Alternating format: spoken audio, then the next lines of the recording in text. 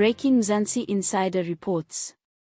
Lieutenant Gen Nhlanhla Mkhwanazi has sparked intense debate after submitting a controversial prison letter to Parliament's ad hoc committee, a move that has quickly drawn national attention.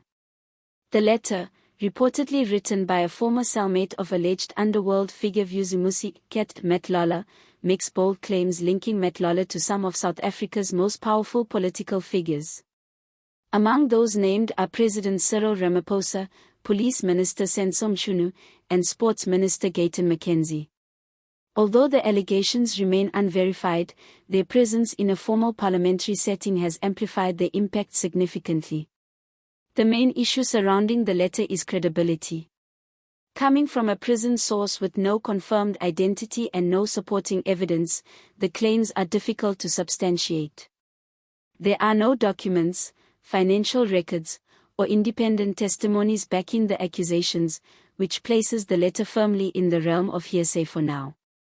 Despite this, its contents cannot be entirely ignored, especially given South Africa's history of hidden networks and corruption scandals that were once dismissed before later being proven true. Gayton McKenzie has already denied the allegations, calling them baseless and distancing himself from any association with Matlala. His response reflects the broader challenge in situations like this, balancing public accountability with the risk of spreading unverified claims. Being named in such a document can carry serious reputational consequences, even if the allegations are eventually proven false. Mkhwanazi's decision to table the letter, however, may point to deeper concerns within law enforcement. Rather than presenting it as confirmed evidence, he may be signaling the need for further investigation into possible criminal political links.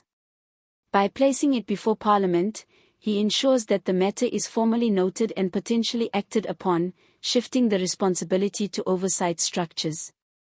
As the controversy deepens, attention is now shifting from the contents of the letter to the process that follows its submission.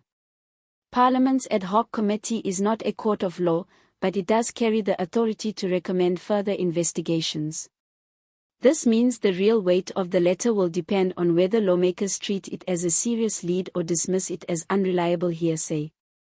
If the committee calls for intelligence verification or refers the matter to investigative bodies, the situation could quickly escalate beyond political debate into formal inquiry.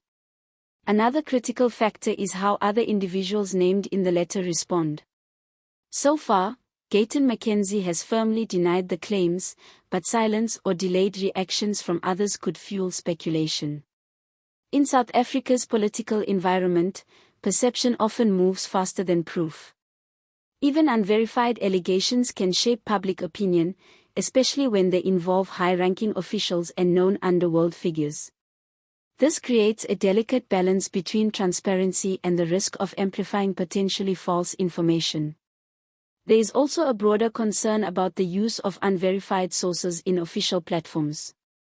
Critics argue that presenting such a letter in Parliament could set a dangerous precedent, where claims without evidence gain legitimacy simply by being formally introduced. On the other hand, supporters may argue that ignoring such information entirely could allow serious issues to remain hidden. This tension reflects a larger challenge within governance: how to responsibly handle intelligence that is incomplete but potentially significant.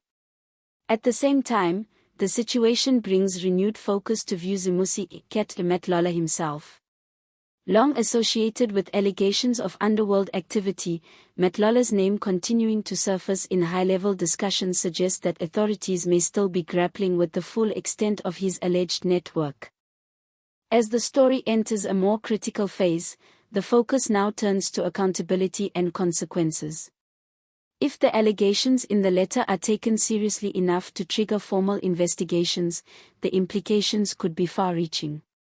High-ranking political figures being linked, however loosely, to an alleged underworld network is not a minor issue. It has the potential to shake public trust in government institutions, especially if authorities fail to act decisively or transparently. At this stage, the credibility of both law enforcement and Parliament is being quietly tested. Equally important is the risk of weaponizing unverified information. In a politically charged environment, documents like this can easily be used to settle scores, damage reputations, or shift public attention. If the letter ultimately proves false, serious questions will need to be asked about why it was elevated to a parliamentary platform without clear verification. This could undermine confidence in oversight processes and raise concerns about how intelligence is handled at the highest levels.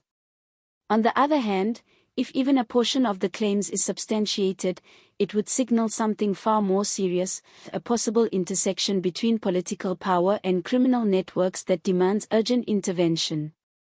South Africa has faced similar moments before, where early warnings were dismissed only for deeper corruption to later emerge. That historical context is why some observers argue that no allegation, however weak its source, should be ignored without scrutiny. Public reaction will also play a decisive role. Citizens are increasingly alert to issues of corruption and governance, and stories like this tend to spread quickly, especially on social media.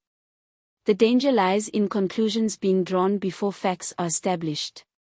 Misinformation can take hold just as easily as truth, making it essential for credible institutions to communicate clearly and provide updates based on verified findings.